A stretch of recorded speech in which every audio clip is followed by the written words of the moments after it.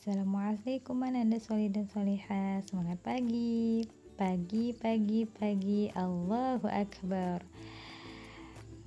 Sebelum kita mulai pembelajaran pada hari ini, ada baiknya kita buka dengan lafal basmalah. Bismillahirrahmanirrahim. Selanjutnya dilanjutkan dengan doa belajar. Rabbi shrahli sadri wa yassirli amri wahlul 'uqdatam min lisani yafqahu qawli. Rabbi zidni ilma warzuqni fahma. Allahumma faqihni fid din wa 'allimni at-ta'wil. Baiklah Anda semua, hari ini kita akan memasuki subtema kedua, masih pada tema G. Adapun tujuan pembelajaran kita pada hari ini, yang pertama, Ananda mampu menjelaskan peristiwa-peristiwa penting seputar pembacaan proklamasi. Yang kedua, Ananda mampu membuat peta pikiran dari teks narasi sejarah. Yang ketiga, Ananda mampu menjelaskan perubahan benda yang bersifat tetap dan sementara. Dan terakhir, Ananda mampu menjelaskan peristiwa heroik dalam menyambut proklamasi kemerdekaan. Baiklah Anda semua, kita akan masuki materi subtema kedua, yaitu tentang peristiwa kebangsaan seputar proklamasi. Adapun materi yang kita akan pelajari pada hari ini yaitu tentang peristiwa-peristiwa penting seputar pembacaan proklamasi kemerdekaan. Yang kedua, membuat peta pikiran dari teks narasi sejarah. Yang ketiga, tentang perubahan wujud benda. Dan yang keempat, tentang peristiwa heroik dalam menyambut proklamasi kemerdekaan. Baik, yang pertama Bunda akan menjelaskan terlebih dahulu peristiwa-peristiwa penting seputar pembacaan proklamasi. Nah, tahukah Ananda semua bahwasanya kemerdekaan yang diperoleh oleh bangsa Indonesia diperoleh dari hasil kerja keras para pejuang. Kemerdekaan Indonesia berkaitan erat dengan peristiwa proklamasi. Proklamasi merupakan pernyataan yang mengungkapkan bahwa bangsa Indonesia telah merdeka. Nah, peristiwa proklamasi berhubungan erat dengan tokoh-tokoh pencetus kemerdekaan. Tokoh-tokoh tersebut yaitu Soekarno dan Muhammad Hatta, di antara sekian banyak tokoh proklamasi. Sebelum proklamasi kemerdekaan Republik Indonesia dilaksanakan, ada beberapa persiapan yang dilakukan. Salah satunya adalah pembentukan BPUPKI. Apa yang dimaksud dengan BPUPKI? Bisa Ananda lihat ya, bisa Ananda baca semua pada bukunya halaman 44, silakan dibuka. Nah, pada buku tersebut dinyatakan bahwasanya Pancasila sebagai dasar negara Republik Indonesia. Nah, berikut Bunda sajikan video tentang Pancasila sebagai dasar negara. Silakan disimak.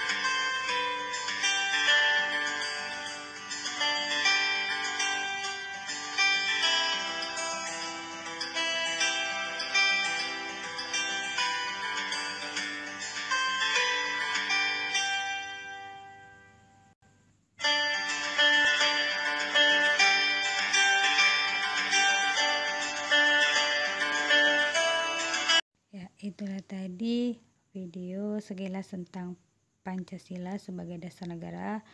Bahwasanya dalam sidang BPUPKI tersebut lahirlah Pancasila, yaitu tepatnya pada tanggal 1 Juni 1945.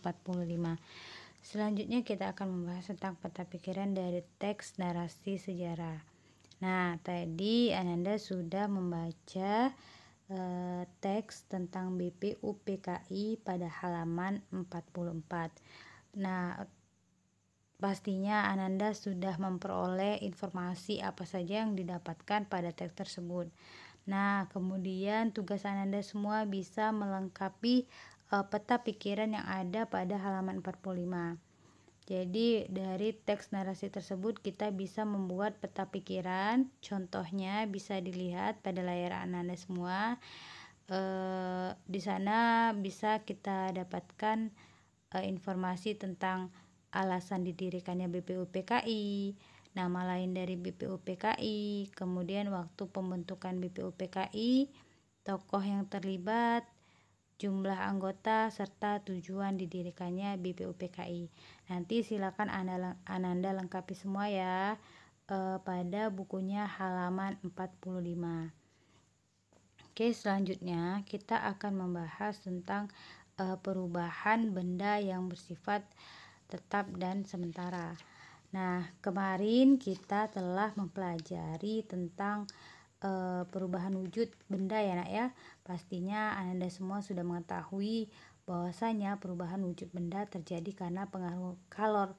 Nah, benda yang melepaskan kalor dapat mengalami wujud membeku, mengembun, dan mendeposisi. Sementara benda yang menyerap atau memerlukan kalor dapat mengalami menguap, mencair, dan menyublim. Nah, perubahan wujud benda seperti membeku, mengembun, dan mendeposisi, menguap, mencair, dan menyublim termasuk ke dalam perubahan benda yang bersifat sementara. Apa itu perubahan bersifat sementara? Itu adalah perubahan benda yang dapat kembali ke wujud semula. Nah, selain perubahan benda yang bersifat sementara, ada pula perubahan benda yang bersifat tetap. Perubahan benda yang bersifat tetap adalah perubahan benda yang tidak kembali ke wujud semula. Perubahan tersebut menghasilkan zat baru. Adapun contoh-contoh perubahan benda yang bersifat tetap, yang pertama ada roti yang berjamur setelah 5 hari dibiarkan di udara terbuka. Yang kedua, ada beras yang dimasak akan berubah menjadi nasi, tetapi nasi tidak dapat berubah kembali menjadi beras. Nah, contoh yang ketiga itu ada kayu bakar. Kayu yang dibakar akan menjadi abu. Nah, abu tersebut tidak dapat kembali menjadi kayu. Itulah contoh perubahan wujud benda tetap ya nak ya. Jadi dia tidak bisa kembali ke wujud semula. Nah, berikut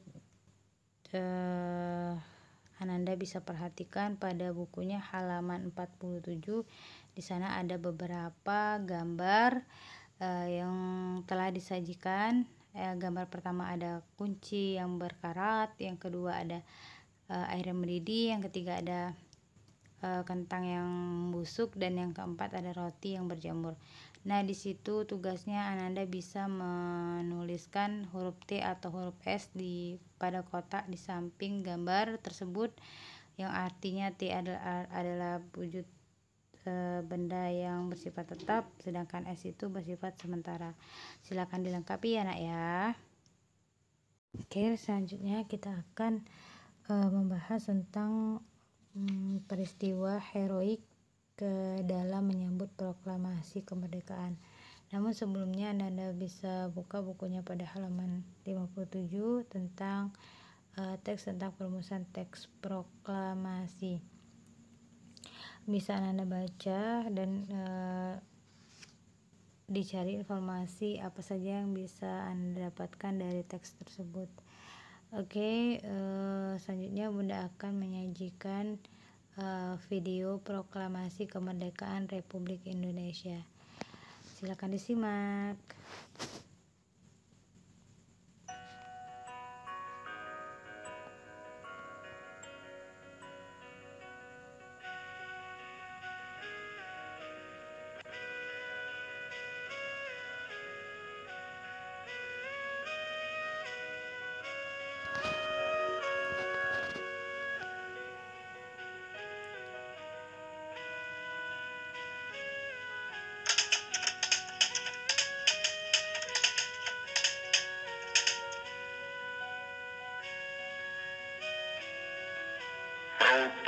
proklamasi. Kami, bangsa Indonesia, dengan ini menyatakan kemerdekaan Indonesia. Hal-hal yang mengenai pemindahan kekuasaan dan lain-lain diselenggarakan dengan cara saksama dan dalam tempo yang sesingkat-singkatnya. Jakarta, 17 Agustus 1945, atas nama bangsa Indonesia, Soekarno-Hatta.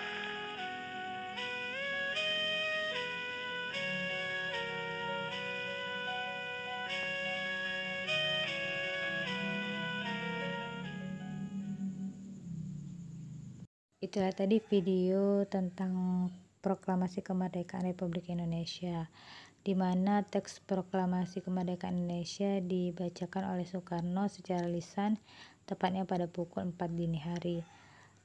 Kemudian terjadilah beberapa peristiwa heroik dalam penyambutan proklamasi kemerdekaan tersebut. Yang pertama itu terjadi di Surabaya pada tanggal 19 September 1945. Nah, peristiwa ini dilatar belakangi oleh tindakan orang-orang Belanda yang mengibarkan bendera Belanda di puncak Hotel Yamato. Nah, tindakan tersebut membuat rakyat Surabaya menjadi marah dan kemudian meminta orang-orang Belanda itu untuk menurunkan bendera tersebut. Namun tidak digubris dan pada akhirnya dua orang pemuda menaiki puncak hotel tersebut, kemudian merobek bendera Belanda yang bagian warna birunya sehingga membentuk menjadi bendera merah putih. Nah, peristiwa tersebut juga kemudian dikenal sebagai sebutan insiden Hotel Yamato. Selanjutnya peristiwa heroik yang terjadi yaitu di Semarang pada tanggal 14 Oktober 1945. Nah, di Semarang ini terjadi pertempuran sangat dahsyat yaitu antara para pemuda Indonesia melawan Jepang, tepatnya pada tanggal 14 Oktober 1945 sekitar 400 orang tawanan. Nah, kemudian Jepang dari pabrik gula Cepiring diangkut oleh pemuda Indonesia untuk dibawa ke penjara Bulu di Semarang.